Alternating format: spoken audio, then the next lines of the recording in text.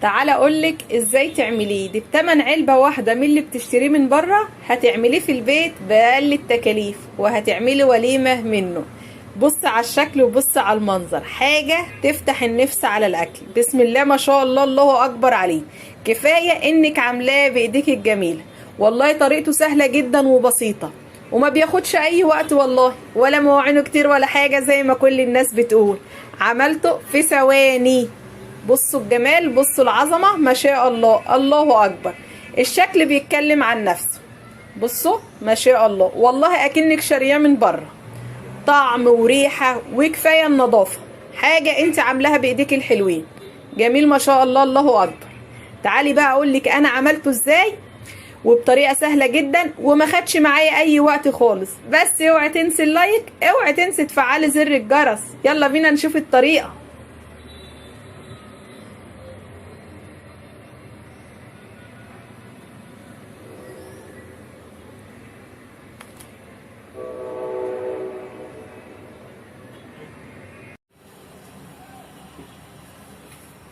تعالوا بقى يا حبايبي نعمل الكشري بتاعنا مع بعض. انا مجهزه كل حاجه عشان لما اجي اشتغل على البوتاجاز يبقى كل حاجه جاهزه معايا، واعمله في ثواني وما ياخدش معايا اي وقت.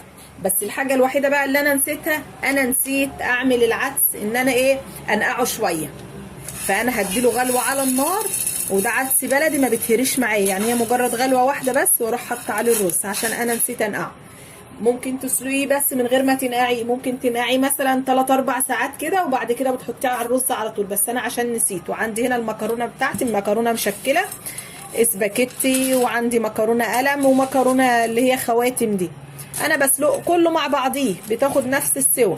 والبصل كمان مجهزاه معايا. قطعت البصل عملته بالسكينه كده،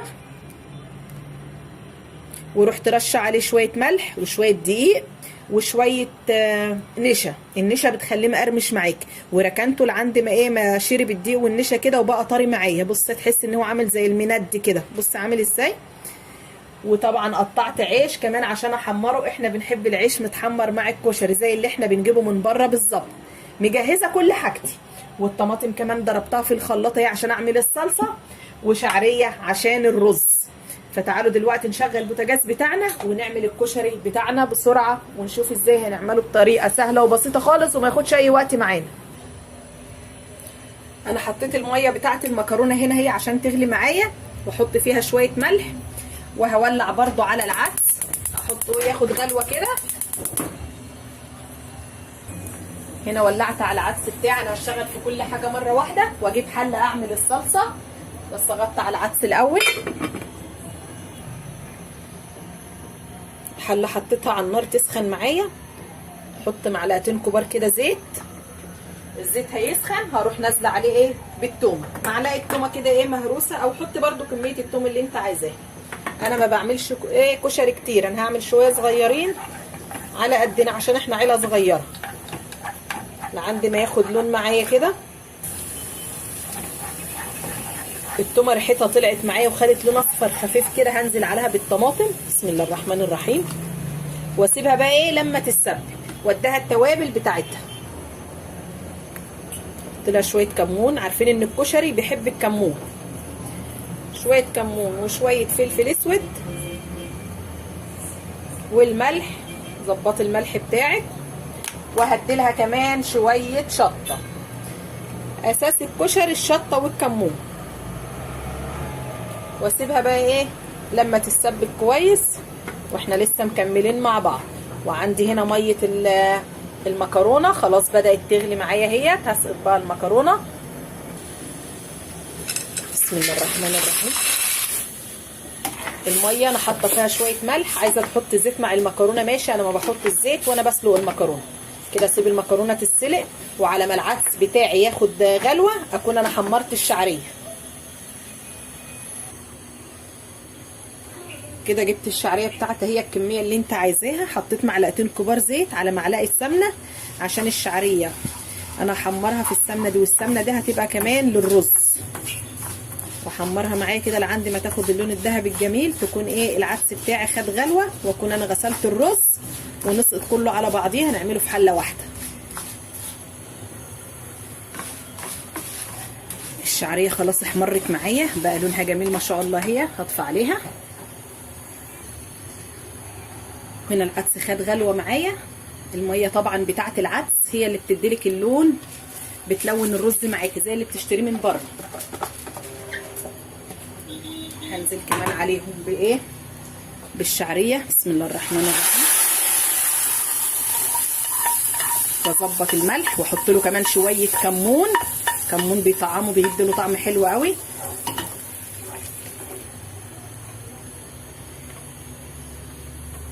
شويه كمون معاه وشويه الملح، ونسيب بقى الرز ايه، تسويه الرز العادي نسيبه لما يشرب الميه، وبعد كده بنهدله النار يترد.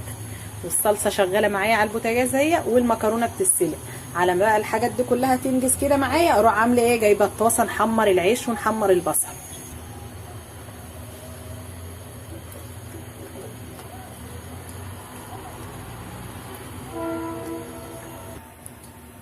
حمرت العيش وخلصته، هحمر بقى البصل. بسم الله الرحمن الرحيم.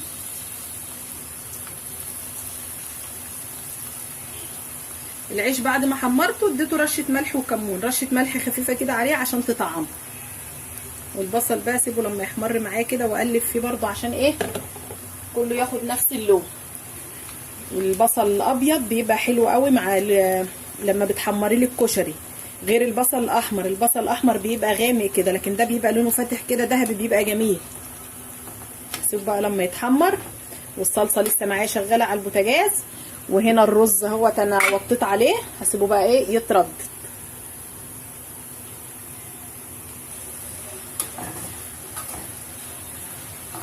بص البصل خد اللون الذهبي الجميل ده. هطلع بقى على طول وانا مجهزه المصفى.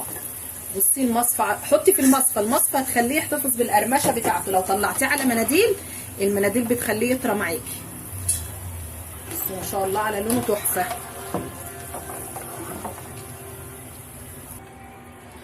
تعالوا بقى نعمل شويه دقه كمان عشان نكمل ايه طبق الكشري الجميل بتاعنا. معايا نص معلقه صغيره توم، وهعصر كمان عصره ليمونه، وشويه خل، وهحط كوبايه ميه،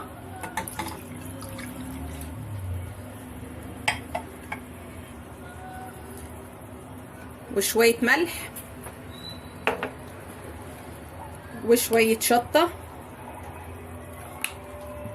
وشويه كمون. عايزه تزودي خل عن كده زودي، وشويه كزبره. وهسيب الحاجات دي كلها تغلي مع بعضيها عشان ايه التومه تبقى ايه خدت يعني دخلت في سوا كده، ما تبقاش نيه لما تيجي تحطها على الكشري، ياخد غلوه وبعد كده اطفي عليها. ولسه معايا الرز على البوتاجاز، والصلصه لسه ما اتسبكتش. كده الدقه بتاعتي خلاص خلصت اهي. لو عايزه بقى تعملي شويه زيت شطه معاها، بتجيبي طاسه وتحطي فيها شويه زيت وكميه شطه كويسه كده، شطه ناعمه، وتسيبيها تغلي مع الزيت. ده بيبقى زيت الشطه، فاحنا ما لناش في الشطه قوي. وادي الدقه خلاص اهي، هطفي عليها. بصوا الصلصه اتسبكت معايا اهي، هديها شويه ميه. صلصه الكشري ما بتبقاش خفيفه، بتبقى تقيله شويه، فانا هديها شويه ميه واسيبها تغلي غلوه كمان، واروح طافيه عليها. كده الصلصه خلصت معايا هي بتغلي، هطفي عليها. ومعايا كمان الرز هنا ما شاء الله عليه استوى ولونه تحفه ومفلفل وجميل. بس الرز ما شاء الله مفلفل وجميل ولونه جميل، عشان ايه الميه بتاعه سلق العدس اللي حطيناها للرز مدياله اللون البني كده زي اللي بتجيبيه من بره بالظبط. كده خلصت الغدا، باقي حاجه واحده بس اعملها، هشوح المكرونه في شويه زيت. انا جبت الحله وحطيت فيها معلقتين زيت، وهحط فيها ايه المكرونه تتشوح، اشوحها شويه في الزيت، لان المكرونه لما بتسيبيها مسلوقه كده بتمسك في بعضيها، لكن تشويحه الزيت دي بتخليها ايه مفلفله، ما بتمسكش في بعضيها. احط كل الكميه واقلبها تقليبه كويسه، يا دوبك تشويحه بسيطه كده، واروح ايه طافيه عليها. اجيبها من فوق لتحت كده عشان كلها ايه تتغلف بالزيت. هو زيت مش كتير، ده هما معلقتين بس على كل الكميه دي. والصلصه بتاعه المكرونه انا نسيت اقول لك انا ما طشيتهاش بخل، لو عايزه تطشيها بخل ماشي، انا ما طشيتهاش بخل. خلاص كده خدت تشويحه معايا اهي، يعتبر كلها سخنت كمان، هطفي عليها وكده خلصت الاكل بتاعي. بصوا حبايبي اللهم صل على النبي، خلصت الكشري بتاعي في ثواني. الناس كلها بتستصعبه والله ويقولوا مواعينه كتير، بس في منت هتعمليه والله ما باخدش اي وقت خالص. وادي العيش محمر ما شاء الله، شوفوا شكله جميل ما شاء الله. واحنا بنحب نعمل معاه سلطه، السلطه بعملها بحط عليها عود بقدونس او عود كزبره بس وايه مع الطماطم، ما بحطش عليها اي حاجه تاني. ودي الدقه اللي انا عملتها معاكم ما شاء الله عليها، بصوا تحفه. وقرمشه البصل، سامعه صوت القرمشه؟ سامعه البصل عامل معايا ازاي؟ جميل ما شاء الله.